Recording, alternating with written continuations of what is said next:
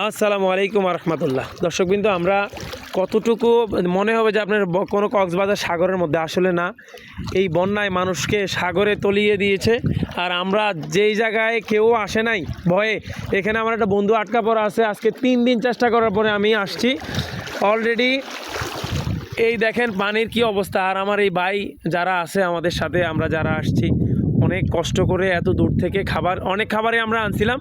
পাশে যখন কোথাও গাড়ি দাঁড়া করানো হয় তখন যারা ক্ষুধার্ত তারা খাবার এমনভাবে চেয়ে নিচ্ছে, খাবার যে রেখে দিব এই কোনো সুযোগ নেই।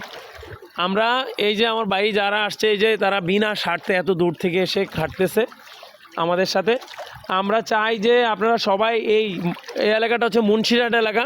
এখানে অনেক পানি, ট্রলারও আসে নাই, খাবারও আসে নাই। পর্যাপ্ত পরিমাণ খাবার পানির দরকার। আমরা যা পারছি নিয়ে আসছি, কিন্তু আমাদের থেকে রাস্তায় এগুলো নিয়ে যাওয়া হয়েছে। আপনারা সবাই ভিডিওটা শেয়ার করে দেবেন। আর এই